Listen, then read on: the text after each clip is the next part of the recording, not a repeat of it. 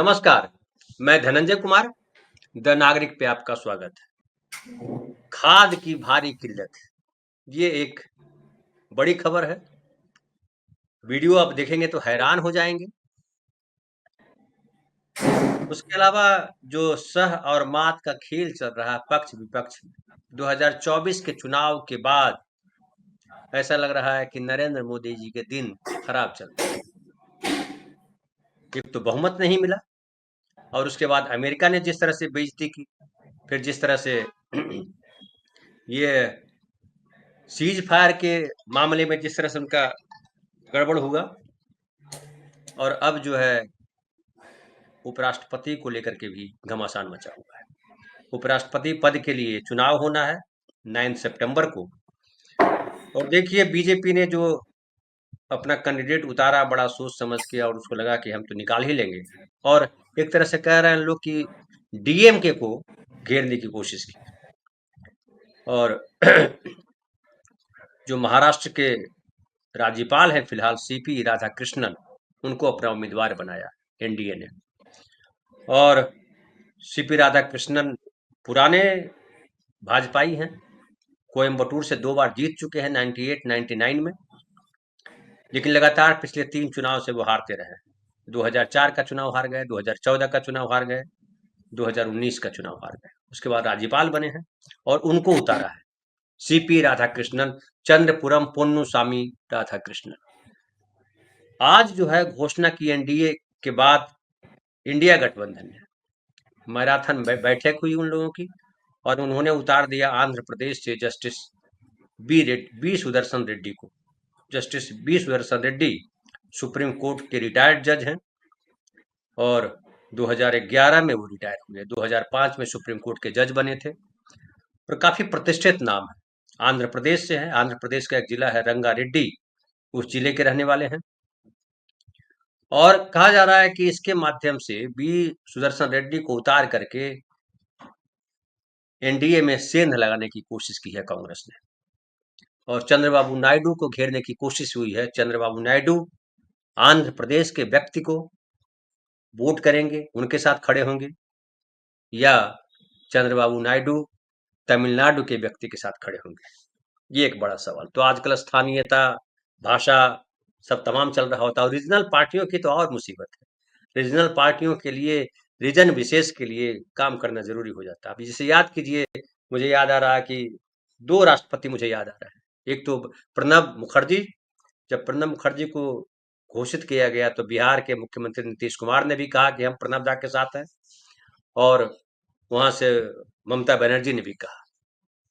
फिर देखिए प्रतिभा पाटिल जब राष्ट्रपति बनाई जा रही थी तो शिवसेना ने तोड़ दिया था लीक, और कहा था कि बीजेपी के साथ हम नहीं खड़े हैं, और शिवसेना ने वोट किया था प्रतिभा ताई को, और वो राष्ट्रपति बनी थी। तो क्या सवाल उठ रहा है, तो क्या नायडू बी सुदर्शन रेड्डी को वोट करेंगे, चूंकि उनके प्रदेश के हैं। रेड्डियों का बड़ा कब्जा है वहां आंध्र प्रदेश में, और उसके लिए लगे हुए हैं रेवंत रेड्डी, जो तेलंगाना के मुख्यमंत्री हैं। वो लामबंद कर रहे हैं वहां के नेताओं को, और कहा जा रहा है कि उनकी मीटिंग भी हुई है। उसके अलावा ओवैसी से उन्होंने निवेदन किया है रेड्डी ने। उसके अलावा बीआरएस से भी निवेदन किया है कि वी सुदर्शन रेड्डी को वोट दिया जाए, उनके साथ खड़ा हुआ जाए। चूंकि बीजेपी के पास कम बहुमत उस तरीके से नहीं है, इस बार विपक्ष भी बहुत मजबूत है, इसलिए बताया जा रहा है बहुत कांटे का टक्कर है, और अगर नायडू फिसल गए तो बहुत कुछ खेल बदल जाएगा। और आजकल जो है राजनीति जो है वो शह और मात का खेल तो था ही पहले से, लेकिन आज जो है वो निगोशिएशन का खेल हो गया है। निगोशिएशन होता है कि आप हमको क्या दीजिएगा, हम ये देंगे, आप हमको क्या दीजिएगा। अब नायडू साहब किधर जाते हैं, किससे क्या लेते हैं, ये देखने वाली बात है। लेकिन नायडू अगर इधर सुधर हो गए, क्योंकि एसआईआर के मुद्दे पर भी नायडू जो है साथ नहीं खड़े हैं, और कहा है कि एसआईआर में गड़बड़ी है। उसके अलावा ये भी कहा जा रहा है कि जिस तरह से मोदी जी की छवि लगातार खराब हुई है, अब लग रहा है कि ये डूबता जहाज है और इसकी सवारी खतरनाक हो जाएगी, तो इसलिए कुछ और तलाशना पड़ेगा। क्योंकि बड़े बड़े जो नेता होते हैं उनके उनको अपने भविष्य के अलावा बच्चों के भविष्य की भी चिंता होती है, तो भविष्य की राजनीति भी बड़ा इंपॉर्टेंट हो जाती है। इन सब पर हम बात करेंगे। और बिहार में राहुल गांधी जो है वो लगातार यात्रा पे हैं, लगातार बोल रहे हैं, जम के बोल रहे हैं, निडर होकर के बोल रहे हैं और माहौल बना रहे हैं। बिहार में जबरदस्त माहौल बना दिया है राहुल गांधी ने। और जनसुराज के जो नेता हैं प्रशांत किशोर, हालांकि वो बोल रहे थे, अभी मैं पढ़ रहा था, आज तक ने एक लगाया है कि बिहार के 40 जिलों के नाम नहीं पता होंगे राहुल गांधी। ये सबको चैलेंज करते बहुत फिरते हैं। हालांकि बिहार में 40 जिले नहीं, 38 ही जिले हैं। अब बताइए, अब 40 जिले बता रहे हैं यार, दो आगे बनाने वाले जिले भी बोल दिए होंगे। उसके बाद बड़बोले नेताओं की जो है ना, वो अपनी फजीयत खुद करा लेते हैं। अब देखिए, इसके पहले बीबीसी का मैं एक इंटरव्यू देख रहा था, पढ़ रहा था, उसमें उन्होंने कहा कि या तो हम अर्श पे रहेंगे या फर्श पे रहेंगे। मतलब या तो मुख्यमंत्री बन जाएंगे, हालांकि कह रहे हैं कि मुख्यमंत्री मैं नहीं बनना चाहता हूँ, लेकिन कह रहे हैं कि अगर 10 सीट के आसपास आया तो हम अपने लोगों को कह देंगे कि इधर जाना है जाओ, जिसको समर्थन करना है करो, जिसकी सरकार बनाना है बनाओ, नहीं बनाना है मत बनाओ, जिसको मंत्री बनना है बन जाओ।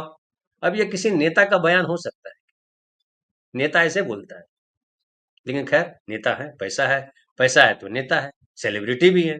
कई लोगों को मुख्यमंत्री उन्होंने बनाया, तो कई लोगों को जो मुख्यमंत्री बनाया वो खुद भी मुख्यमंत्री बन सकता है, कौन सी बड़ी बात है भी। जो दूसरों को राजा बना सकता है खुद भी राजा है। अब देखना है बिहार चुनाव में क्या होता है, लेकिन राहुल गांधी ने फिलहाल ऐसा समा बांधा है कि पूरा देश देख रहा है, पूरा देश आज राहुल गांधी को उनकी तरफ टकटकी लगाए हुए क्या बोल रहे हैं। और जो वो बोलते हैं वो नैरेटिव नैरेटिव बन जाता है, वो जो बोलते हैं खबर बन जाती है। अभी देखिए, सीएसडीएस के नेता ने जो है, जो सीएसडीएस के जो है प्रमुख है संजय कुमार, उन्होंने कहा कि हमसे गलती हो गई, हमने 2 विधानसभा क्षेत्र महाराष्ट्र के जो बताया था कि इतने वोट पड़ गए। वो बेसिकली वोटिंग कितनी ज्यादा हुई इस पर बात कर रहे थे, और उसको लेकर के जो है चैनल और गटर मीडिया जिसको मैं कहता हूँ और भाजपा के प्रवक्ता लिए उड़े।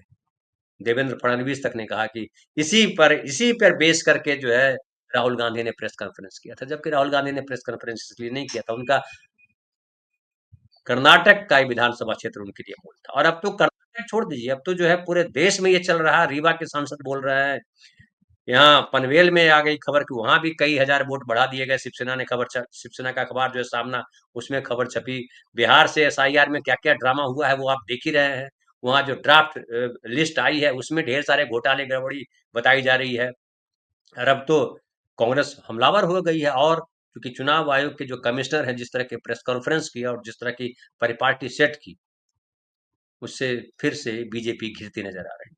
और हर तरफ जो बीजेपी कभी नैतिकता की बात करती थी, चाल चरित्र और चेहरे की बात करती थी, वो बीजेपी आज पूरी तरह से जो है वो गर्त में डूबी हुई है, गटर में गिरी हुई है। और तमाम तरीके की अनैतिकताएं, तमाम तरीके की आपराधिक घटनाएं, आपराधिक मतलब आप धोखा दे रहे हो आम आदमी को, ये भी आपराधिक घटना है। झूठ बोलते हैं, खाद हर जगह मिल रही है, खाद मिल ही नहीं रही है। कानपुर, ये क्या कहते हैं, मिर्जापुर से लेकर अयोध्या से लेकर के मध्य प्रदेश तक लोग लाइन में लगे हुए हैं। प्रफुल्ल भाई हमारे कह रहे हैं खेद है, नेट की समस्या थी, कोई बात नहीं। तो हमारे साथ देखिए कई साथी जुड़े हुए हैं और आए हुए हैं। देखिए सुनील जी भी आए हुए हैं, मनोरमा जी भी आई हैं। मनोरमा जी नमस्कार, आपका स्वागत है। मनोरमा जी हमारे स्त्रीकाल के संपादकों में से एक संपादक हैं, और बहुत कम ही होता है जब हम लोग साथ मिलते हैं, क्योंकि हम लोग का 9 बजे का कार्यक्रम, दोनों का कार्यक्रम 9 बजे है। मनोरमा जी टकरा जाती है हमसे, हमको कहती है किनारे हो जाइए धनंजय, लेकिन हम भी एक अड़े रहते हैं। खैर, हमारे जो है लेकिन आप विनय भाई भी टकरा जाते लेकिन हैं। हर एक आड़े वक्त पर आपका सहारा होता है। नहीं, हमको भी सहारा है, कल जिससे मैं है नहीं ना? रहूंगा तो सहारा है। वो एक हमारे बिहार में चलता था क्या, बोल बम के नारा बा बाबा एक सहारा बा, तो है ना, तो वो जो है सहारा कल आप हाँ। रहिएगा। और हमारे साथ सुनील जी है। सुनील जी नमस्कार, आपका स्वागत है। अब सुनील जी, विनय भाई, ये सब जो है ना, वो दोनों के बीच में सैंडविच बने रहते हैं। अब वो इधर जाएं कि उधर जाए, ये चक्कर चलता रहता है। और हमारे साथ प्रफुल्ल भाई है। प्रफुल्ल भाई नमस्कार, आपका स्वागत है। प्रफुल्ल भाई भी सैंडविच बने रहते थे किसी जमाने में, उधर और चले जाते विनय थे। हमारे एक और विनय इतने साथी हैं। शरीफ है। धनंजय जी, विनय इतने शरीफ है, उनको नहीं पता कि कभी कभी बीच में हम उनको धमकी दे देते हैं। नहीं, लेकिन विनय भाई में एक ठीक है। खासियत है। हमारे साथ देखिए शैलेंद्र भाई भी जुड़ गए। शैलेंद्र भाई नमस्कार, आपका स्वागत है। शैलेंद्र भाई को हमेशा हम जो है बंधक बना करके ले आते हैं। कुछ बता देते हैं कि अरे धमकी ये आपका आना बहुत जरूरी है, नहीं आइएगा तो धमकी लोग ये कम है, कि ऐसा वैसा कुछ बोल देते हाँ, धमकी ये कि आपको बोल आप अब हमेशा के धनंजय जी के ज्यादा मत हो जाइए।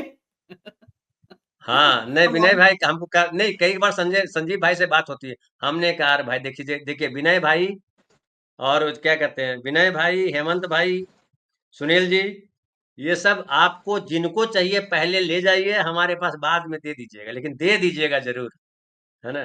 तो हम लोग कई बार सेटिंग भी कर लेते हैं कि ठीक है पहले सुनील विनय जी से बुलवा देते हैं, या पहले सुनील जी से बुलवा देते हैं, या पहले किन से बुलवा देते हैं। बहरहाल पहले मैं प्रफुल्ल भाई, पहले मैं खाद, शैलेंद्र भाई, पहले मैं खाद दिखाता हूँ। शैलेंद्र भाई हमारे साथ जुड़ गए हैं। शैलेंद्र भाई को आप जानते हैं, आप सब तमाम साथी हमारे वो झारखंड से हैं, डाल्टनगंज से हैं। काफी देर कुछ से हम बोलना चाह जुड़ने रहे हैं की शैलेंद्र भाई? कोशिश कर रहे हैं। और अब क्या करिएगा, अभी पूरा देश में जो है, मुंबई में कितनी बारिश हुई आपको मालूम है? 40 फ्लाइट लेट है। पता नहीं सुबह मेरी फ्लाइट टाइम पे जाएगी कि नहीं जाएगी, हमको ये टेंशन है। अरे खैर एक किसी मेरे जानने वाले ने नहीं, बल्कि वो दिनेश बोहरा जी ने गेटवे ऑफ इंडिया का एक वो भेजा है वीडियो। बड़ी हाँ, गजब की स्थिति है वहां। अजब के इतना भयंकर। पानी देखिए है कि इतना पानी कि पूछिए मत। ने यहाँ क्या हो जाता है कि हाई टाइड जब होता है ना, तो हाँ पानी समुद्र हाँ। में, यहाँ का सब पानी बारिश का समुद्र में जाता है। तो जब हाई टाइड है, तो हाई टाइड है तो पानी जाएगा नहीं। तो बरसात का पानी, यार बहुत भारी बरसात हुई है कुछ इलाकों में, हम्म। मतलब 250 ml बरसात हो गई है। और अभी बाप रे। 24 तारीख तक बरसात होने वाली है। और इतनी भयावह बरसात है कि मैं हाफ पैंट पहन के निकलता हूँ, वो भी गीला हो जाता है पूरा। छाता के बाद भी पूरी देह गीली हो जाती है। और हर दिन मुझे 2 या 3 शर्ट जो है, बीवी बोलती है तुम कितना शर्ट गीला करोगे। हमने कहा लाओ पंखा में सुखा देता हूँ। पंखा में अभी देखिएगा, मैं कैमरा अगर घुमाऊं तो खाली कपड़े सूख रहे हैं, खाली मेरे बैकग्राउंड में कुछ नहीं दिख रहा। ये हालत है। बस आज निकलना भी है मुझे, हालांकि मुझे बरसात बहुत पसंद है, बरसात बड़ी अच्छी लगती है, भीगना मुझे बड़ा पसंद है। हालांकि उसकी वजह से मेरा थोड़ा गला कभी कभी चौक भी हो जाता है। बहरहाल नेट की समस्या है, खासकर जियो जो अंबानी जी का नेट है वो तो भयानक है। मतलब अद्भुत है, भयानक नहीं कहिए उसको, अद्भुत कहिए। मतलब आप जब लगाना चाहिएगा नहीं लगेगा। हमें कई लोग बोलते हैं, हम फोन करते हैं तो कि अरे आपका हमारे पास आया हुआ मैसेज कि आपका कॉल आया था। बोला हाँ बहुत ट्राई किए, लगा ही नहीं। 2 दिन से ट्राई कर रहे हैं। हमने कहा वो अंबानी जी के यहाँ चला गया होगा, धीरू भाई के यहाँ बतिया रहा होगा। हाँ, वहां से फिर वो टाइम लगता है ना, स्वर्ग से आने में तुरंत थोड़े स्वर्ग से आ जाएगा। नरक में होता तो दौड़ के चला आता। तो स्वर्ग में तो बहुत टाइम लगता है, वहां रुक भी जाता है और नेट पर जाकर के नाच देखने लगता है। वहां इंद्र जो नाच करते हैं ना, अप्सराएं नाच रही होती है, तो वो देखने लगता है नेटवर्क, अरे जरा देख लेते हैं कहाँ जाए यार वो। ये चक्कर हो जाता है। बहरहाल यहाँ देखिए हिंदुस्तान की धरती पे क्या चल रहा है, अयोध्या में क्या चल रहा है, ये देख लीजिए। धनंजय जी, एक हाँ राइडर है इंद्र की जो सभा जो है, उसमें हाँ। सिर्फ इंद्र को परमिशन है, बाकी किसी पुरुष को परमिशन नहीं है। उसी अच्छा। चक्कर में सुग्रीव और बाली का जन्म हो गया। और हमारे साथ ढेर सारे साथी जुड़े हैं, आप सब लोगों को भी नमस्कार, आप सबका स्वागत। स्क्रीन पर जो है नंबर में और जो कमेंट बॉक्स में है, आप सबका स्वागत। अब देखिए खाद पहले देख लीजिए, किसानों की हालत इस देश में देख लीजिए। मोदी जी कह रहे थे कि किसी चीज की कमी नहीं, ऐसी कमी है कि आपको लगेगा खाद लेने आया है कि फ्री में कुछ प्रसाद बट रहा है। देखिए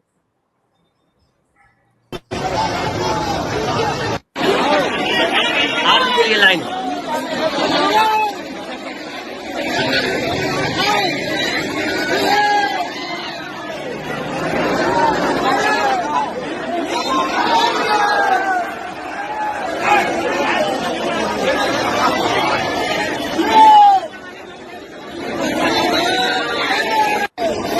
सुबह क्या सुबह एक पुलिस वाले ने लेडीज को मारे नहीं बोलते वाले। पुलिस वालों ने मारे? एक्सीडेंट हुआ तो भर्ती है तो नंबर। अच्छा 2 बोरी ने देख पाते 2 बोरी खाद मिल रहा है। 11 तारीख को रसीद मिली हमको। ट्रेन लगे 4 बजे रात से आए हम। पुलिस वाले गाड़ी ध्यान दे रहे, आदमी ने गाड़ी ध्यान दे रहा पुलिस वाले। हमें पैदल जाने में परेशान है। लाइन में लगेंगे तो क्या होगा? सही बात, क्या लाइन लगे मैं खाद लेके पूर्ति करूँ बताओ। सही बात। ऐसे करें कि पाओ तुम 2 बोरी खाद दे रहे, 20 बोरी खाद की जरूरत है। आगे ट्रैक्टर से मका भसा दूँ किसान 1000 रुपए लेके पूरी लगाने का खरीद के बोर्ड बना है। एक नई सरकार।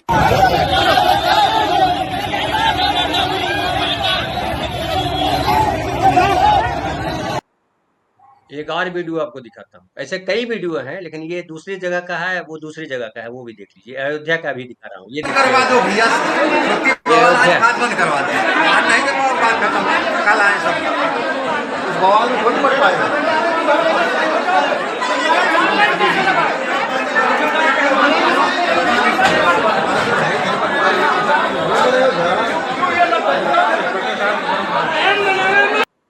तो ये मतलब है कि आपको खाली हम भीड़ दिखा रहे हैं। अब जो मोदी जी के भक्त हैं वो कह सकते हैं कि ये देश की छवि खराब कर रहे हैं, किसान के पास कोई और काम नहीं है, कांग्रेसी है लगता है। इतना खाद मिल रहा है, खाद कोई लेने वाला नहीं है, और मोदी जी का खाली नाम खराब कर रहा है, ये भी कहा जा सकता है। क्योंकि आप याद कीजिए 13 महीने जो किसानों ने सड़क पे धरना प्रदर्शन किया, 750 किसानों की जान चली गई उसमें। महाराष्ट्र तो सबसे अव्वल है किसान आत्महत्या में, लेकिन वो सब जो है वो मोदी जी का नाम खराब कर रहा है। हिंदुस्तान में किसी चीज की कमी नहीं, दूध की नदी बह रही है, खाद बात तो ऐसे ही जहां जाओ वहीं उठा लो। ये पुलिस वाले जो डंडे मट्टे मारते रहते हैं वो कांग्रेसी सब पुलिस वाले हैं, वो मोदी जी को बदनाम करते हैं। विनय भाई, खाद की इतनी कमी की क्या वजह?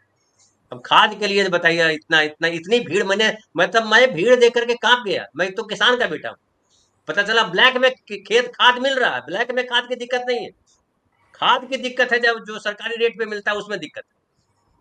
जी संजय भाई, ये जो है ये उस माने दृष्टि की कमी, कमजोरी और ये नेताओं की जिसको बोलते दिवालियेपन की का जीता जागता नमूना है कि किस तरह से हमने अपने आप को डिपेंडेंट कर लिया है। देखिए, खाद, डीएपी खाद जो है वो बड़े पैमाने पर चीन से आता है।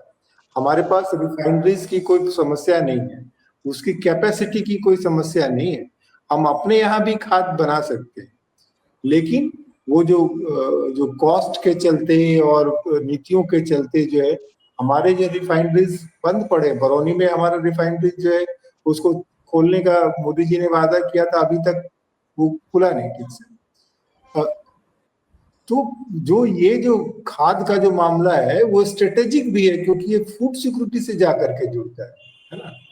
और देखिए कि किस तरह से हमारे कृषि का जो चक्र जो है उसको किस तरह से ब्रेक किया गया है कि किसानों की ओवर डिपेंडेंस जो है केमिकल फर्टिलाइजर पर।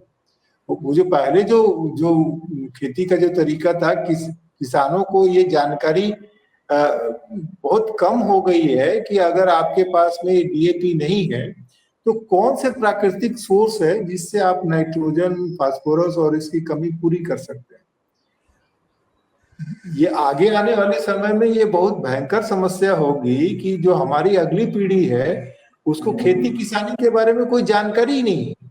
आपके पास जमीन है, आपको खेती की कोई जानकारी नहीं। जो लोग खेती कर रहे थे वो मूव ऑन करना चाहते हैं क्योंकि वो जो पेशा जो है वो पेशा लुक्रेटिव, मतलब ऐसा नहीं रह गया है कि जिसमें आपको अच्छा जो है वो सम्मानजनक जीवन मिले। ये बहुत खतरनाक स्थिति है। ये हमारी मतलब जो है वो स्ट्रेटेजिक कमजोरी है, जिसका इस्तेमाल जो है वो कई तरह से हो सकता है। और युद्ध के समय तो और भी ज्यादा खतरनाक बात है कि आपके पास अगर फूड सिक्योरिटी आपकी सुरक्षित नहीं रहेगी तो फिर आप क्या करेंगे। और जो है अनरेस्ट, सिविल अनरेस्ट अलग होगा। तो ये जो है पूरी तरह से राजनीतिक दिवालियेपन की कमी है। और देखिए कि आप बड़बोलेपन में और अंध राष्ट्रभक्ति में आप इस बात का ख्याल नहीं कर रहे कि आपकी इकोनॉमिक डिपेंडेंस कैसी है, आपका जो सप्लाई चेन है वो किस तरह से वल्नरेबल है, किस तरह से आपकी ओवर डिपेंडेंस है। आपने रेयर अर्थ मेटल के संदर्भ में आपने देखा ही कि पूरी दुनिया ने जो है वो इन्वायरमेंटल लॉ के चलते या पॉल्यूटिंग इंडस्ट्री के चलते आप या कम मार्जिन के चलते रेयर अर्थ मिनरल्स की प्रोसेसिंग अपने यहाँ बंद कर दी, यूरोप ने बंद कर दी। रेयर अर्थ मेटल्स जो है हर जगह मिलता है, लेकिन आपने उसके प्रोसेसिंग टेक्नोलॉजी पे काम नहीं की, उसको उसका पॉल्यूशन कम करने पे काम नहीं किया। चीन ने किसी भी तरीके से उस चीज को अपने यहाँ जारी रखा और पूरी दुनिया को उस पर डिपेंडेंट कर दिया। इतना डिपेंडेंट कर दिया कि वो चीन के लिए स्ट्रेटेजिक लीवरेज हो गया। आप किसी भी देश को जो है वो ब्लैकमेल कर सकता है। तो ये जो है आप बगैर इस बात की तैयारी किए हुए कि हमारे ऊपर कहाँ कहाँ से दबाव आ सकता है, आप उस देश से जो है सिर्फ अपने डोमेस्टिक जो आपके असंतोष है उसको कम करने के लिए आप एक मोर्चा खोल देते हैं, और उसके बाद जो है आप लोगों को सही बात नहीं बताते हैं कि कंटेनर पे आपकी डिपेंडेंस है। आप जो भी एक्सपोर्ट करेंगे, अगर चीन चाहेगा तो आपको कंटेनर नहीं मिलेगा। टेक्सटाइल के मामले में हमने देखा कि जब बांग्लादेश में समस्या हो रही थी तो लोग बहुत आह्लादित थे कि अब जो है बांग्लादेश से पूरा टेक्सटाइल का जो बिजनेस जो है हमारे पास आ जाए। और हुआ ये कि चीन ने जो है वो कंटेनर का सप्लाई स्विच कर दिया, तो आप जो है वो माल डिलीवर ही नहीं कर सकते हैं टाइम पे। और फिर यूरोपियन और अमेरिकन ने जो उनको लिवरेज दे दिए कि हम आपका जो है कंसाइनमेंट जो होगा जो उसको कैंसिल नहीं करेंगे ऑर्डर को, और फिर चीजें जो है बदल गई। आपने जो है अपने हिसाब से चीजों को ठीक से दुरुस्त नहीं किया। कहने का ये मतलब है कि जब आप साउंड लॉजिक पे जनता के वेलफेयर की बजाय अपने डोमेस्टिक राजनीतिक हितों के लिए जनता को सिर्फ नारों और इस चीजों में उलझा करके और ऐसी स्थिति कर देते हैं कि जनता देश जो है वो 10-5 साल पीछे चले गए। अब देख लीजिए विदेशी मोर्चा पे आपने ऐसे बड़े बड़े अपने बयान दिए कि जो है कि हमारे विदेश मंत्री जो है वो एकदम खरी खरी कहते हैं, यूरोप को एकदम उनका पानी उतार दिया, अमेरिका को उसके मुंह पे डांट दिया, चीन तो कुछ है ही नहीं, चीन दुम दबा के उधर भाग गया। और जब आपका संघर्ष हुआ तो आप देख रहे कि कोई आपके साथ नहीं। इजराइल अपनी लड़ाई में फंसा हुआ है, अमेरिका ने अलग आपके बगल में मोर्चा खोल दिया। अमेरिका जो है पता चला कि पाकिस्तान के साथ जाकर के खड़ा हो गया, पाकिस्तान के साथ चीन भी खड़ा है, अमेरिका भी खड़ा है, और आपके हिसाब से वो देश में भी जो है अपने समर्थक खड़ा कर दिया। तो भाई ऐसी जो स्थिति आई तो आपके पास जो पूरा तंत्र है वो क्या सो रहा था भांग खा करके कि आपको इस बात का बिल्कुल ही अंदाजा नहीं लगा कि जो आपके अंदर इतनी अंदर तक जो घुसपैठ है कि वो देश की परवाह किए लोग बगैर जो है लोग आचरण कर रहे हैं, और अमेरिका जो है वो आपको क्वाड में शामिल कर रहा है और दूसरी तरफ जो है आपकी जो जड़ काटने के लिए पाकिस्तान को जो तमाम सहूलियतें दे रहा है।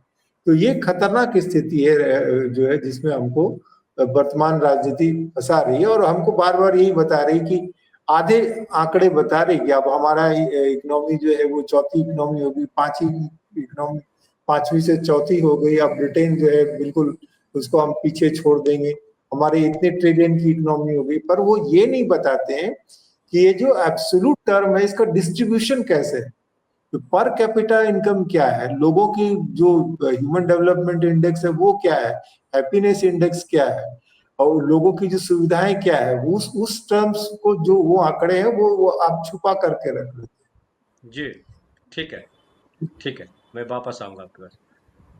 सुनील जी मैं आपके पास आता हूँ। खाद से किसान से मजदूर से मोदी जी को कोई परेशानी नहीं, कुछ हो नहीं सकता। आप कितना भी आंदोलन कर दो मोदी जी का कुछ नहीं हिला सकते, आप कुर्सी को हवा भी नहीं लगेगी।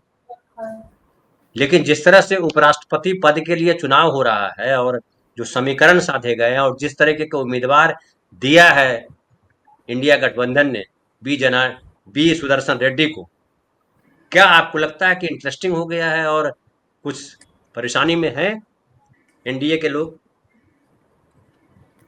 धन्यवाद धनंजय जी। नहीं, मैंने प्रथम दृष्टया तो लगता है कि वाईएसआर कांग्रेस के सामने एक तरह की चुनौती हो सकती है।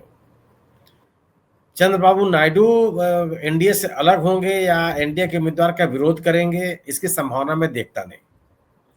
जो राजनीतिक घटनाक्रम भी है उसमें भी अगर आप देखिए तो जो सीपी राधाकृष्णन साहब को उम्मीदवार बनाने के लिए जो एनडीए संसदीय दल की बैठक हुई थी उसमें टीडीपी शामिल था। सीपी राधाकृष्णन के उम्मीदवार घोषित किए जाने के बाद लोग के जो टीडीपी चंद्रबाबू नायडू के पुत्र हैं और आंध्र प्रदेश सरकार के मंत्री हैं, उनसे उनकी मुलाकात भी हुई है। ये सब कुछ पब्लिक डोमेन में है। लेकिन ये जरूर है कि तेलुगु प्राइड के नाम पर एक तरह के एक असमंजस की स्थिति उनके पास हो सकती है, लेकिन टीडीपी इस तरह के असमंजस की स्थिति में दिखती नहीं है। लेकिन अब एनडीए के सदस्य लेकिन सुनील जी, चूंकि रीजनल पार्टी है, रीजनल पार्टी को रीजनल पॉलिटिक्स को भी ध्यान में रखना पड़ता है। वो सही बात है, लेकिन सवाल है ना, दो कारण मैं महसूस करता हूँ। एक तो ये कि रेड्डी समुदाय से आते हैं इंडिया ब्लॉक के जो उम्मीदवार हैं, रेड्डी साहब, जज साहब, सुप्रीम कोर्ट के माननीय अवकाश प्राप्त जी, रेड्डी समुदाय जो है वो टीडीपी का परंपरागत वोटर नहीं है। वह या तो कांग्रेस का वोटर रहा है या आज की तारीख में वाईएसआर कांग्रेस के साथ है, तो वाईएसआर कांग्रेस के सामने चुनौती है। लेकिन वाईएसआर कांग्रेस ने भी अभी खुल करके न तो एनडीए के उम्मीदवार का समर्थन किया है और न ही अभी इंडिया ब्लॉक का तो हाल ही में आया। लेकिन जगन रेड्डी की बातचीत राजनाथ सिंह जी से हुई है और जगन रेड्डी ने उनको समर्थन देने का आश्वासन दिया। अभी तक अपनी बात से मुकरे नहीं है। जो बात आंध्र प्रदेश में रेड्डी साहब को लेकर के, वही सवाल पैदा होता है, लोग बात करते हैं तमिलनाडु में डीएमके के लिए, लेकिन डीएमके के सामने कोई असमंजस की स्थिति नहीं है। वजह इसकी क्या है कि जिस समुदाय से सीपी राधाकृष्णन साहब आते हैं, वह समुदाय डीएमके का मतदाता नहीं है। वह परंपरागत रूप से बीजेपी का समर्थक है, जब से बीजेपी ताकत में आई है, और भारतीय जनता पार्टी उस पर केंद्रित करती रही है। मैंने सीपी राधाकृष्णन के पहले, अगर आप याद कीजिए कि तमिलनाडु बीजेपी के जो अध्यक्ष थे अन्ना मलाई साहब, वो भी इसी समुदाय से आते हैं और उसी संसदीय क्षेत्र से आते हैं जिस संसदीय क्षेत्र से सीपी राधाकृष्णन 2 बार चुनाव जीते थे। दोनों बार चुनाव वो तब जीते थे जब डीएमके उनके साथ थी। जब डीएमके उनके साथ नहीं है तो लगातार चुनाव हारे, और उसके बाद जब ये अन्ना मलाई साहब चुनाव में उतरे हैं मदुरई से, वो 2024 का चुनाव हार गए।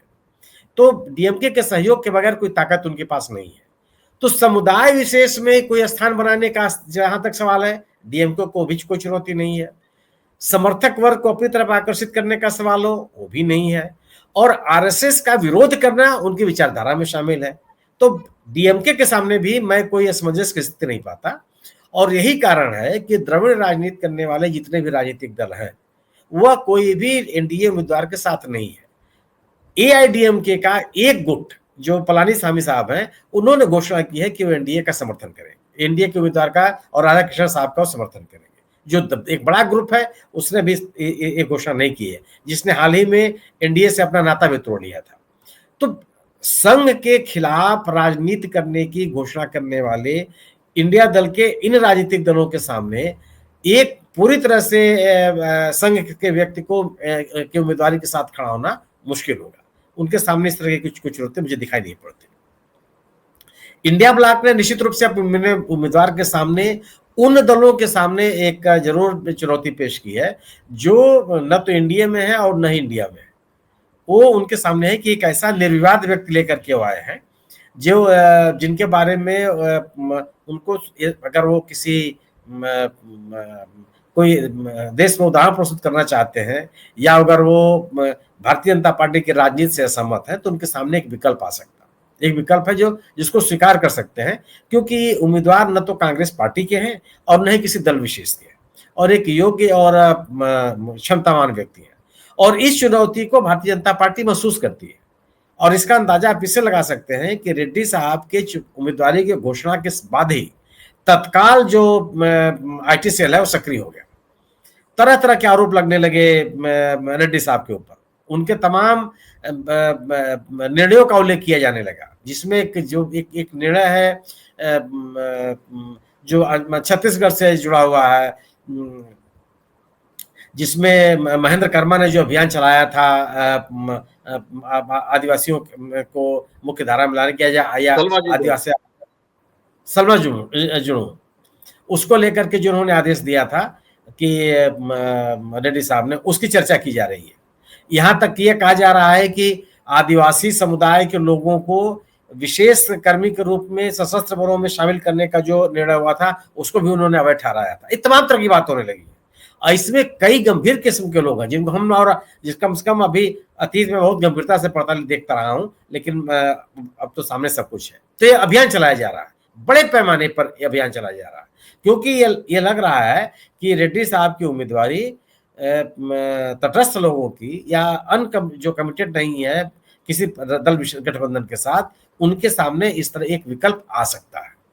तो इंडिया दल समूह ने जो उम्मीदवार रखा है, निश्चित रूप से एक ऐसा उम्मीदवार रखा है जो लोगों के सामने चुनौती बन सकता है, और ये भारतीय जनता पार्टी इस बात को महसूस भी करती है। अब सवाल जो बात आपने कही खाद की अनुपलब्धता, तो आप देखिए कि एक तो खाद का जो आयात है वो कम हो गया, चीन के ऊपर पूरी तरह से निर्भर है। सरकार ने बहुत माहौल बनाया था कि यूरिया खाद के कालाबाजारी को रोकने के लिए नीम कोटेड यूरिया बेची जाएगी, और क्या होगा कैसे होगा, बड़े बड़े दावे किए गए थे। आज की स्थिति यह है कि जितनी मांग है किसानों के बीच में यूरिया का, उसका आधा 50% भी आप उसकी आपूर्ति नहीं कर पा रहे। उसके लिए हम और आप चीन के ऊपर निर्भर हैं। जो खाद कारखाने हैं उनका विस्तार तो छोड़ दीजिए आप, जो बंद पड़े कारखाने हैं उनको चालू करने की स्थिति नहीं आ पाई। तो अगर आप खाद का उत्पादन नहीं बढ़ाएंगे और किसानों की मांग को पूरा नहीं करेंगे, तो केवल बयानबाजी से काम नहीं चलने वाला, क्योंकि खाद तो एक जरूरत है और वह किसानों को चाहिए। यह भी बिल्कुल सही है कि रासायनिक खादों के विकल्प के रूप में जो तौर तरीके हो सकते थे, उनकी चर्चा तो खूब की जाती रही है, लेकिन उनको लोकप्रिय बनाने का कोई संस्थागत प्रयास नहीं किया गया। तो यह अब खाद को लेकर के, यूरिया को लेकर के जो दावे सरकार कर रही थी, उनका खोखलापन आपके सामने आ गया। और ये केवल अयोध्या में और जहां पे दिखाया वो नहीं, हिंदी बेल्ट के सभी राज्यों में, मध्य प्रदेश में इस तरह की बड़ी बड़ी खबरें आ रही है, राजस्थान से खबरें आ रही है, हरियाणा, पंजाब, उत्तर प्रदेश से बड़ी बड़ी खबरें हैं, बिहार से खबरें हैं, जिसमें किसान उत्तेजित है क्योंकि उसको मिल नहीं रहा, उसको बड़ी लंबी लंबी लाइन लगानी पड़ रही है। और या तो आप जो रासायनिक खाद है उनके विकल्प को बहुत लोकप्रिय कीजिए, किसानों के बीच उस बात पहुंचाइए, उस जरूरत को आप पूरी कीजिए, और नहीं तो जो आपको खाद का उत्पादन है वह उसका नैरेटिव बनाने से काम नहीं चलेगा कि यूरिया की बड़ी ब्लैक मार्केटिंग होती है, अब उसमें नीम मिला देंगे तो ब्लैक मार्केटिंग नहीं होगी, यहाँ नहीं जाएगा, वहां नहीं जाएगा, पकड़ में आ जाएगा। इससे काम चलने वाला नहीं है। अब सबसे बड़ी आवश्यकता यह है कि जो लोगों की डिमांड है उस डिमांड को पूरा किया जाए। कीमत की स्थिति है कि जो पहले बोरे की कीमत मात्रा होती थी वो कम हो गई, कीमत बढ़ गई, तो न तो किसानों को उनकी मांग के अनुरूप मिल रहा है, बढ़ी कीमत अलग से बढ़ गई, बोरी का वजन अलग से कम हो गया, तो दोहरा मार उनके ऊपर है और सरकार इस पे मौन है, पूरी तरह से मौन है। तो यह आक्रोश है किसानों के भीतर। एक तो उनके उपज की कीमत नहीं मिल रही है उनको, और दूसरे इस तरह की उनकी समस्या उनके सामने आ रही है।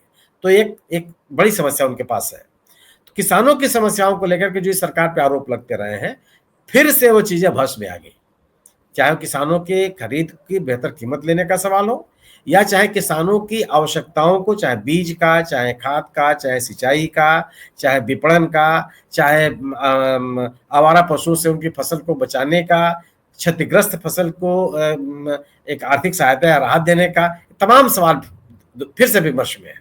अब कैसे सरकार निपटेगी, ये बड़ा सवाल है। इस बीच किसानों के बीच में यह मुद्दा उठा है जो SIR का है बिहार में। इसने किसानों की समस्याओं को गंभीर बनाया है, और इंडिया ब्लॉक के राहुल गांधी और तेजस्वी यादव की वोट बचाओ यात्रा में लोगों की भागीदारी इस बात का साफ साफ संकेत भी है। जी भूल भाई, मैं आपके पास आऊंगा। हमारे एक साथी लिख रहे हैं, खाद बांग्लादेश चुराकर सीमा पार। सही बात, यहाँ भी बांग्लादेश को जोड़ दो भाई। नहीं, ये नेपाल और बांग्लादेश का नैरेटिव बहुत पुराना है धनंजय जी। जब भी आप बात कीजिए कमी है, लोग तुरंत कूद पड़ेंगे कि बांग्लादेश जा रहा है, म्यांमार जा रहा है, नेपाल जा रहा है। अरे क्यों जा रहा है भाई? अगर जा भी रहा है वो जा नहीं रहा है, और जा भी रहा है, मैं मान लेता हूं आपकी बात, तो रोक लीजिए आप उसको। कौन रोकने के लिए आएगा? अभी एक खबर आ रही है सुनील जी कि भारत के कुछ रईस परिवार उठा रहे थे फायदा। ये US के वित्त मंत्री ने सफाई दी कि क्यों रूस से तेल खरीदने पर ट्रंप ने जुर्माना लगाया। एक और खबर है नहीं, ये तो तथ्य है ना, इसको तो आप खंडन नहीं कर सकते आप कि जो आपने रूस से सस्ते कीमत पर तेल खरीदा, क्या आम नागरिकों को राहत मिली? जो बड़ी बड़ी प्राइवेट कंपनियां हैं अंबानी साहब की, उसी को तो राहत मिल रही थी, जो वहां से सस्ते ले रहे थे और यूरोप में महंगे दामों पर बेच रहे थे। ये गलत आरोप नहीं है। नहीं, और नाम आप भारत का ले रहे हैं, भारत के नागरिकों का ले रहे हैं। एक और बात आई है कि प्रफुल्ल भाई, एक और बात आई है कि कह रहे हैं कि ये जो वहां के एक एक्सपर्ट हैं फरीद जकारिया साहब कह रहे हैं कि ये ट्रंप ने बहुत ज्यादा नुकसान कर दिया अमेरिका का, और भारत से पंगा लेकर के जो है बहुत गड़बड़ कर दिया है, बहुत नुकसान होने वाला है, भारत से पंगा नहीं लेना चाहिए था। तो ये इसको आप किस तरह से देख रहे हैं? ये खबर प्लांटेड है, इस खबर में सत्यता है? किस तरह से आप देख रहे हैं अमेरिका भारत के रिश्तों को लेकर के? चीन के भी रिश्ते की भी बात कर लीजिएगा साथ से। अनम्यूट करिए। सभी को नमस्कार। अभी जब ये ग्लोबलाइजेशन के साथ एक नया शब्द भी आया था, दो, एक था फ्रेंडली फायर और दूसरा था कोलेटरल डैमेज।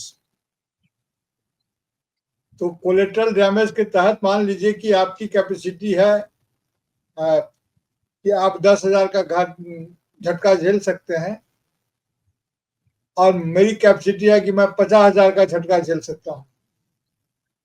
तो हम दोनों झटका झेल के आपका 10,000 लॉस करा देंगे, भले ही हमारा 20,000 लॉस हो जाए, लेकिन आपका 10,000 करा देंगे ताकि आप बाजार से उखड़ जाए, उसके बाद फिर हमारा इलाज होगा। एक तो ये होता है।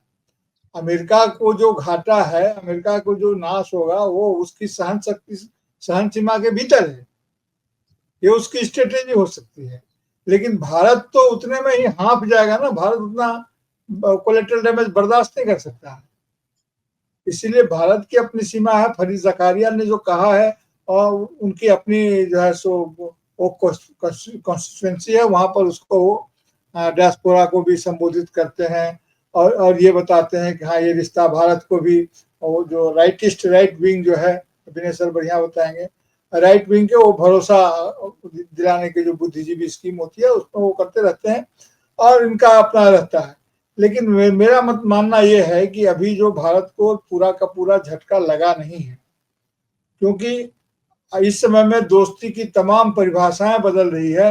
अभी देखिए कि उन्होंने अपने को पुनर्विचार में रीशेड्यूलिंग करने के इसमें रख लिया है, क्योंकि वो पुतिन से जब उनकी मुलाकात हुई तो उनको लगा कि मामला सब इतना आसान नहीं है, इसमें झमेला फंस सकता है। अच्छा, पुतिन अभी सोवियत संघ तो है नहीं, तो पुतिन जी की भी जो नीति होगी वो कैसी होगी, वो भी चीन से गाइडेड है, और चीन को हमने एक जमाने से अपना दुश्मन घोषित कर रखा है। तो चीन को दुश्मन बनाने में ठीक है कि चीन ने हमारे साथ आक्रमण किया था, हम पर हमारे साथ बहुत दुर्व्यवहार किया, बहुत सारे उसके दावे हैं जो हम नहीं मान सकते हैं, लेकिन यह भी सच है कि हमने जब दृढ़ता से उसके साथ अपने संबंध को ठीक ढंग से परिभाषित नहीं किया, चाहे वो तिब्बत का मामला हो, हमने वन चाइना को एक्सेप्ट कर लिया, और मैंने सिद्धांत के रूप में, व्यवहार के रूप में हम उसको एक्सेप्ट नहीं करते हैं, और वो हमारे अरुणाचल प्रदेश तक आ जाता है, और वो बोलता है कि ये दक्षिण तिब्बत है। तो चीन के साथ हमारा रिलेशन तब तक बेहतर नहीं होगा, चीन के साथ हमारा सांस्कृतिक संबंध रहा है, तो उस पूरे जोन के साथ जो हमारा ट्रीटमेंट होना चाहिए, वो ट्रीटमेंट हमारा सही नहीं रहा है। आज नहीं, ये शुरू के जमाने से नहीं रहा है। चीन उस समय में इतना शक्तिशाली नहीं था, इसलिए उसका इतना प्रभाव नहीं था, लेकिन चीन की नीतियां ऐसी ही सब दिन रही है। तो चीन हमारा दोस्त हो सकता है कि नहीं? जब पाकिस्तान और अमेरिका काफी नजदीक थे, तब भी हम चीन से उतना ही दूर थे। नेता प्रतिपक्ष ने बार बार कहा था कि चीन और पाकिस्तान का निकट आना भारत के लिए खतरनाक हो सकता है, और जो कि हम देख रहे हैं, न सिर्फ चीन और पाकिस्तान निकट आ गया, बल्कि पाकिस्तान तो दुलरुआ हो गया। पाकिस्तान तो चीन का भी उतना ही दुलरुआ है जितना कि अमेरिका का दुलरुआ है, और चीन चूंकि पड़ोस में है, तो भारत की वैदेशिक नीति के पूरा का पूरा उसको रीशेड्यूल, रीअलाइनमेंट और क्या क्या करना है, जो नीति इनके समक्ष, इनके संदर्भ में है नहीं, इनके बूते संभव नहीं है कि इतना डिप्लोमेटिक स्ट्रेटेजिक स्टेप्स लेंगे, क्योंकि उसके लिए जिस उदार चरित्र की जरूरत है, जो दूसरे की भावनाओं की जरूरत है, इसके लिए सार्क की जरूरत हो सकती थी, मतलब साउथ एशिया के देशों की, तो चीन उसके माध्यम से आता। कि चीन को हम अपना ढंग से कर सकते थे, हमने अपने पड़ोसियों के साथ झगड़ा कर दिया। अभी ठीक ही बोल रहे थे ना सुनील सर कि यहाँ कुछ भी होता है तो बांग्लादेश, कुछ भी होता है तो उसके लिए दूसरी पाकिस्तान। अभी तक नेपाल का नहीं पकड़ा है हम लोगों ने रास्ता, लेकिन कुछ दिन के बाद नेपाल का भी रास्ता पकड़ेंगे। तो मेरे कहने का मतलब तो सिर्फ ये है कि आपने जो प्रश्न किया है वो ऐसा है। देखिए दो फोर्स होते हैं, एक सेंट्रल पेट्रोल होता है, एक सेंट्रीपेटल फोर्स होता है, एक सेंट्रीफ्यूगल पोस्ट होता है, फोर्स होता है। जो केंद्र के साथ रिलेशन से हमारा कैसा होता है, जितने अहिंदी भाषी क्षेत्र हैं वो केंद्र से अपनी दूरी बना करके रखना चाहते हैं, उनसे एक तनाव में रहते हैं, और जो हिंदी भाषी क्षेत्र हैं वो केंद्र के साथ एकदम सटे रहना चाहते हैं। इसलिए तमिलनाडु में भी जिसकी चर्चा कर रहे थे, तमिलनाडु में एक जमाना हुआ, वहां पर कोई नेशनल पार्टी जो है सो राष्ट्रीय पार्टी की सरकार बनी है कभी हाल फिलहाल के दिनों में? पिछले 20-25 साल में मुझे नहीं लगता है, चाहे वो केरल हो चाहे ये हो। हाँ, सहयोग रहा है, और भारतीय जनता पार्टी तो हमेशा किसी न किसी के पीठ पर लद करके, और ये देखिए, ये सेंट्रल पार्टी का, नेशनल पार्टी की ये विडंबना है, उसको स्वीकार करना होगा। ये जो कहते हैं कांग्रेस के बारे में, ये बात भारतीय जनता पार्टी के बारे में उतना ही सच है कि आप वहां के क्षेत्रीय पार्टियों से संबंध बनाते हैं, कांग्रेस उसको खा नहीं जाती है, लेकिन आप उसको खा जाते हैं, खाने की कोशिश करते हैं, यही अंतर है। अब कितनी बड़ी विडंबना है कि रमन सिंह के समय में सलवा जुलूम शुरू हुआ था। सलवा जुलूम कब शुरू हुआ था? 2005 में शुरू हुआ था। उस समय में किसकी सरकार थी वहां पर, और कौन पुलिस अधिकारी थे? जो कंसेप्ट लाए थे स्पेशल पुलिस ऑफिसर का, जो डायरेक्ट जिसको हथियार थमा दिया गया था, ये तो उनके समय में हुआ था, और उनकी बहुत अच्छी पटने भी लगी थी। जो वहां पर जो लोग ये करते थे, क्या खनन का काम करते थे, दोहन का काम करते थे, बाद में जो है सो उनका ये भी हो गया, और उनका वहां राज्य था विद्याचरण शुक्ल किन परिस्थितियों में मारे गए, अब उतना डिटेल करने की तो जगह नहीं है और मुझे उतनी सूचना भी नहीं, लेकिन मैं ये समझ सकता हूँ कि हाँ, कि उनके साथ उनका क्या रिश्ता था और किस प्रकार से उन्होंने उनको स्थायित्व प्रदान किया था। जिस दिन उनका रिश्ता बिगड़ गया उस दिन वो शुरू हो गया। और जानते हैं कि वहां विश्वरंजन थे, और सलवा जुलूम का मतलब होता है कि शांति मार्च, तो उन्होंने अपने ढंग से उसको किया था। तो सारा भारतीय जनता पार्टी ने कराया था। तो सलवा जुलूम के बारे में अभी जो बोल रहे हैं कि वो जो उपराष्ट्रपति के जो उम्मीदवार हैं कि वो उसमें जज थे, उन्होंने फैसला दिया, उनको उससे क्या शिकायत है? खाली वो तो हर किसी को नक्सल बोलते हैं, वो तो राहुल गांधी को अर्बन नक्सल बोल दे रहे हैं, किसी को बोल दे रहे हैं, गौतम नवलखा को अर्बन नक्सल मान लिया गया। मुझे तो आश्चर्य इस बात पर कि किस प्रकार से गौतम नवलखा अर्बन नक्सल हो सकते हैं या नक्सल हो सकते हैं। भाई वो समीक्षा ट्रस्ट चलाते थे, उनकी पत्रिका थी, उनका जो सोशो इकोनॉमिक पॉलिटिकल जो था उनका, उनके अपने बुद्धिजीवी आदमी थे, तो वो पूरा पैसा लगा के चलते थे वगैरह। भाई मैं सत्ता में हूँ, मैं चाहे ये करूँ, मैं कहीं चाहे जो करूँ, मेरी मर्जी। गुजरात का ही एक सिंगर था जिसने गाया था, मेरी मर्जी। हाँ, बिल्कुल बिल्कुल। देखिए कुछ भी करूँ। देखिए कोई पटेल गायक था जिसने ये गाया था। बिल्कुल सही, बिल्कुल सही। उसके बाद भी चला गया, उतना ही गाया, उसके बाद कुछ गाया नहीं। देखिए मिनरल्स इसलिए धनंजय भाई, बस दो सेकंड, मिनरल्स इसलिए बोलते हैं कि जिसको माइनिंग करके निकाला जाता है वो है मिनरल, माइन से मिनरल।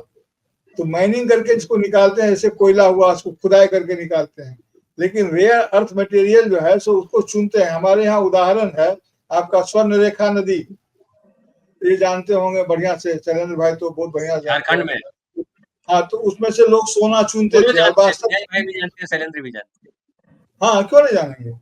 तो स्वर्ण रेखा ऐसे नदियों से, चट्टानों से, वहां से उसको चुना जाता है, पहचाना जाता है, और उसकी पहचान करके उसको इकट्ठा किया जाता है। वो एक अलग विधा है, उसमें प्रकृति को उतना नाश नहीं उसका होता है, उसको कहीं खोद कर नहीं निकालना पड़ता है। तो ये अंतर है मिनरल्स में और इसमें। झारखंड में दोनों ही तत्व थे, झारखंड में दोनों ही तत्व थे। अब अभी तो जादूगोड़ा और इधर की बात तो क्या करें, लेकिन मैं बॉक्साइट की बात जरूर कहना चाहता हूँ कि अल्मुनिया एक टाटा जब आया, उसके पहले वहां पर जो धातु उद्योग थे बॉक्साइट वगैरह का, इसको असुरिया बोलते हैं, तो क्या बोलते हैं, असुर बोलते हैं, जो लोहा का काम करते, धातु का काम वो निकाल करके काम करते थे। एक टाटा के आने से पूरा का पूरा इलाके का लौ उत्पादन और अयस्क उत्पादन जो है सो एक जगह सेंट्रलाइज हो गया और सारे के सारे जो कुटीर उद्योग होते थे वो सब के सब बैठ गए। इसका एक अच्छा पक्ष भी हो सकता है, लेकिन सामाजिक रूप से और डिसेंट्रलाइज इकोनॉमिक और एमएसएमई की दृष्टि से देखें तो इसका कोई बहुत अच्छा प्रभाव और असर नहीं पड़ा बड़े उद्योगों को। तो एक लंबा इतिहास है। तो उसमें आज जो चाइना हमारे सामने खड़ा कर रहा है, तो चाइना को बहुत कायदे से समझाने की जरूरत है। चाइना से हमारा बहुत पुराना रिश्ता है, आज का रिश्ता नहीं है। लेकिन वो कन्फ्यूशियस और दूसरी चीजों को, लेकिन हर जमाने में जब गरीबी और दूसरे तरह की स्थिति होती है पिछड़ जाने पर ना, तो बाप बेटा का रिश्ता भी रिश्ता नहीं रह जाता है। उसको भाई हेडगेवार साहब तो कांग्रेस से ही निकल के आए थे प्रफुल्ल भाई, और उन्हीं के खानदान के मोदी जी कह रहे हैं कांग्रेस मुक्त भारत बना देंगे, तो दूर जाने की कहां जरूरत? देखिए, हेडगेवार जी जो आए थे वो तो आंदोलन कर, वो जेल भी गए थे बेचारे, लेकिन वो जितनी हड़बड़ी में थे, कांग्रेस की यही तो खासियत रही है कि कांग्रेस बहुत धीर गंभीर पार्टी रही है। उसका इतिहास देखिएगा, लोग कांग्रेस से निकल करके क्या क्या नहीं होते गए, लेकिन कांग्रेस का एक धारा हमेशा चलता रहा। अभी तो इन्होंने कहा है ना कि अभी संघ परिवार ये इस ढंग से सोच रहा है कि राहुल गांधी को हल्के में लेकर के हम लोगों ने बहुत भारी भूल की। इनके खानदान के इतिहास को समझना चाहिए था। ये लोग बड़े जिद्दी, कमिटमेंट और अपने लक्ष्य को पूरा कर लेने में कामयाब रहे हैं। तो उनसे जो काम इनको वरुण गांधी के साथ इन्होंने किया, वो काम इनको राहुल गांधी के साथ करने की बात सोच रहे थे। यही गलती जब महात्मा गांधी की हत्या की, उस समय में संघ परिवार को थोड़ी दिन के बाद महसूस हुआ, कह रहे ये तो गलती भी महात्मा गांधी की नहीं, नेहरू के साथ ये काम करना चाहिए था। वही अभी इनको लग रहा है वरुण गांधी हमारे काम का नहीं था, राहुल काम का था। तो ये पूरी की पूरी अपनी अवधारणा पर जीते हैं और जिसका कोई मतलब नहीं है। और डॉक्टर साहब जिस ढंग से अलग हुए उस पर फिर कभी ठीक है नहीं, अभी तो राहुल गांधी जब सत्ता बदलेगी तब समझ में आएगा कहाँ गड़बड़ी कर दी, अभी समझ में नहीं आएगा। सत्ता बदलेगी तो पूरी तरह समझ में आएगा इस बार। मनोरमा जी, मैं आपके पास आता हूँ। ये CSDS वाले संजय कुमार जो है, उन्होंने बाद में माफी मांग ली। पहले कहा कि 2 विधानसभा क्षेत्रों में, महाराष्ट्र के 2 विधानसभा क्षेत्रों में लोकसभा और विधानसभा के मतलब मतदाता संख्या में भारी अंतर है, 48% 46%। बाद में पता नहीं क्या दबाव पड़ा, बेचारे गरीब आदमी, हमारे इलाके के, हमारे गांव में उनका रिश्तेदारी है। तो अब संजय कुमार, अब धनंजय कुमार समझ लीजिए आप, तो अब संजय कुमार बेचारे परेशान हो गए। अब उन्होंने कहा कि जो है, अरे नहीं, मैंने तो कहा था कि वोटिंग में अंतर था, लोकसभा में और विधानसभा की वोटिंग में, और अब लेके पड़ गए हैं कि भाई राहुल गांधी इसी पे बेस करके किया था। राहुल गांधी ने तो कर्नाटक का किया था, कर्नाटक के बेंगलोर के एक विधानसभा क्षेत्र को चुना था, और उस पर अगर ऐसा था तो आप बात कीजिए। ये क्या चल रहा है कर्नाटक में? कुछ समझ में आ रहा है कर्नाटक में? कुछ जो अभी राहुल गांधी कर रहे हैं उसको लेकर के बिहार में तो भारी जो है जुलूस निकला हुआ है, सड़क पे हर तरफ राहुल गांधी दिखाई पड़ रहा है ना? और क्या कर्नाटक की क्या स्थिति है? कर्नाटक में जो राहुल गांधी ने किया उसका क्या प्रभाव देख रहे हैं? देखिए, वो ठीक वही बात है जैसे कि जिस सीट पर राहुल गांधी ने प्रेस कॉन्फ्रेंस की, महादेवपुरा की बात करते, तो वहां के जो वहां से जो रहे थे विधानसभा सदस्य अरविंद लिम्बावली, अभी उनकी पत्नी है मंजुला शायद, तो उन्होंने इसके जवाब में जो चीजें कही कि यहाँ पे बहुत माइग्रेंट आते, ये वो, उसके बाद उन्होंने सीधे वरुणा सीट जो है, सिद्धारमैया और इन सब की सीट पर भी इसी तरह के उसका आरोप लगा दिया। ठीक है, कहा कि वहां भी तो ये वही बात हुई जो अनुराग ठाकुर ने किया, ये वही बात हो गई ना, क्योंकि आप अंततः ये पुष्ट कर रहे हैं कि इसमें अनियमितता है, इसमें गड़बड़ी है। तो और अगर कांग्रेस का कैंडिडेट जीत गया तो कांग्रेस की गलती नहीं है ना, 2014 से तो सत्ता में आप क्या है, और यहाँ पर भी भाजपा मतलब चुनाव आयोग का इससे तो कोई लेना देना है नहीं। चुनाव आयोग एक निष्पक्ष संस्था है, और केंद्र में आपकी सत्ता इसको कैसे उसको मैनिपुलेट करे, ये ज्यादा महत्वपूर्ण बात है। तो ये यहाँ पर इस तरह से है। और जो आज मैंने इनका भी देखा, जो CSDS वाले ने वो किया है, 2 खास तौर पे 2 जो सीट में सीधे सीधे आधा के करीब में मतदाता हो जा रहे हैं, विधानसभा, लोकसभा चुनाव और विधानसभा चुनाव में जो लिस्ट आ रही है उससे जो फर्क आ रहा है। लेकिन इससे क्या वो सब चला जा रहा है जो बिहार में जिस तरह से विसंगति दिखी, जो वाल्मीकि नगर वाला विसंगति दिखा कि 5000 जो वोटर हैं वो वहां भी लिस्टेड है, यूपी में भी लिस्टेड है, और ये इधर भी लिस्टेड है। हमारे यहाँ जिन महिलाओं के नाम गायब है उनकी बात जो हो रही है वो कहाँ है? तो ये जब विसंगतियों की बात हो रही है, वो तो फिर उसी तरह से है, आपको हर जगह जाकर के उसको एड्रेस करना पड़ेगा। जब बिहार के 64,65,64,000 मतदाताओं के नाम कटने की जो बात आ रही है, उस पर बात होगी, या फिर बिहार के उन टोटल लोगों पे बात होगी, 8 करोड़ 24 लाख लोग, जिसको कि काट करके उन्होंने 7 करोड़ 89 लाख पर किया, और 7 करोड़ 89 लाख में से 65 लाख काट, लगभग 66 लाख काट दिया। तो इसके बारे में बात हो रही है ना।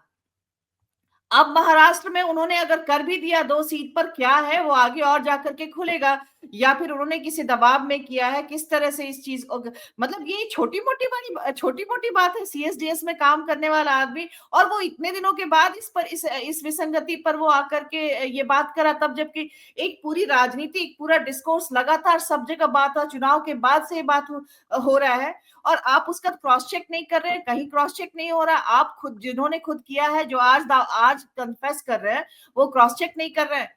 तो ये तमाम चीजें इसके पॉलिटिकल होने की संभावनाएं जो है वो दिखाती है, दर्शाती है। या फिर अगर नहीं भी है, अगर वो एरर भी है, तो भी बाकी जगहों से तो का स्पष्टीकरण उससे नहीं होता है ना, वहां का अपना प्रक्रियागत जो है वो त्रुटि हो सकती है। तो उस त्रुटि का जवाब तो वहां से मिलेगा, उसको वेरीफाई करने से होगा, क्रॉस चेक करने से होगा। तो ये बिल्कुल, हालांकि अब इसी पे अमित मालवीय से लेके सब लोग जो है वो हो गए हैं, जो मतलब राहुल गांधी पर हमलावर, या जो भी उस वोटर अधिकार यात्रा को लेकर के जो वो व्यंग है, वो सब शुरू हो गए हैं। जैसे ईवीएम पे हुआ, ईवीएम पे ही ठीक है, चलिए 40-42 उस पे पिटिशन दायर हुआ, और सब में सुप्रीम कोर्ट ने ईवीएम को गलत नहीं पाया, खारिज ही कर दिया। किसी पे जो है, एक नायडू वाले मामले पे, एक सुब्रमण्यम स्वामी वाले मामले पे, और एक दो ऐसे, इन्हीं सब पे जो है सुनवाई हुई, और कुछ जो आया वो हम लोग मतलब वो वेरीफाई हो सकता है, या जान सकते हैं आप लोग उसे। लेकिन 2004 से लेकर के 2024 और 25 में अभी एक फैसला आ गया कि 51-52 वोट से जो है हारा हुआ कैंडिडेट जीत गया।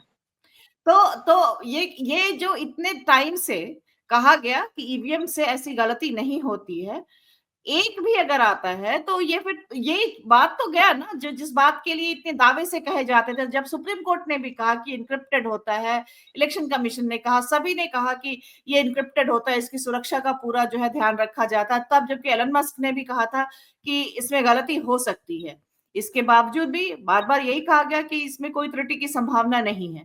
तो अब इतने सालों के बाद जाकर के एक फैसले ने ये बताया कि ईवीएम में त्रुटि होती है, और त्रुटि होने के साथ साथ जो है 3 साल केस मुकदमा लड़ने के बाद हारा हुआ कैंडिडेट जीतता है। तो ये दोनों चीजें हैं। आप कैसे, न्याय की अवधारणा में क्या होता है? न्याय की अवधारणा में होता है कि न्याय होना सुनिश्चित होता है, ये बात है। आप 1 वोट से जीते, आप 1 वोट की हेरा फेरी करें, बात बराबर है। आप लाख की करें, आप 1 की करें, चोरी, ये चोरी ही है। तो ये इससे मतलब नहीं है ना कि आप करोड़ों में होता है, ठीक है। हम लोग ये अच्छे तरीके से मंशा और नियत, ये 2 चीज इसमें सबसे इंपॉर्टेंट है। इसलिए इससे फर्क नहीं पड़ता है कि इसका स्केल क्या है, हालांकि हम स्केल भी देख रहे हैं बड़ा, और ये रियल टाइम में एक्यूरेसी संभव नहीं है इतने बड़े देश में कि आप रियल टाइम में एक्यूरेसी इसको कर ले। तमाम चीजों को बहुत इंटीग्रेट करना होगा। अगर मान लीजिए हर जगह का जो मृत्यु प्रमाण पत्र होता है, पंजीकरण होता है, उसको आप वहां से करेंगे तो वेरीफाई वहां से होगा, है ना, कि इतने लोग मर गए। हर एक ब्लॉक लेवल पे, गांव के लेवल पे, सभी जगह पे वेरीफाई होता चला जाएगा, क्योंकि सबका आंकड़ा होता है, मरने के बाद नाम ये होता है, तो लोग कटते जाएंगे।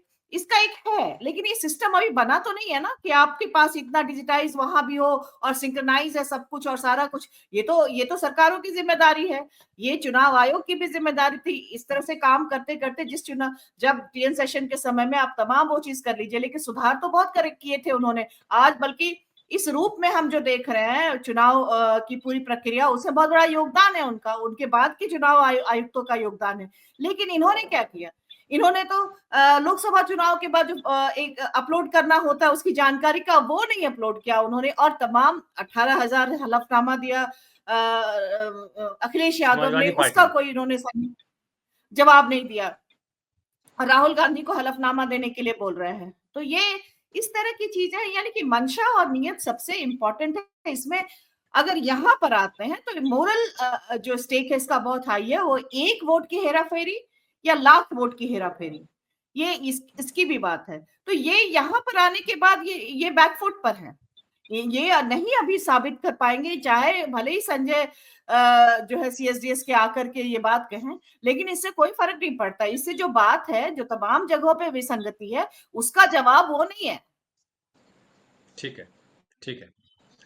बहुत बहुत धन्यवाद विजय भाई, विनय भाई, बहुत बहुत धन्यवाद मनोरमा जी, शैलेंद्र भाई, प्रफुल्ल भाई, और बहुत बहुत धन्यवाद हमारे साथ थे सुरेंद्र भाई साहब जो टिक ना सके, उनका नेटवर्क धोखा दिया, और हमारे साथ सुनील जी थे। सुनील जी का बहुत बहुत आभार, और आप तमाम साथियों का आभार जो हमारे साथ जुड़े रहे।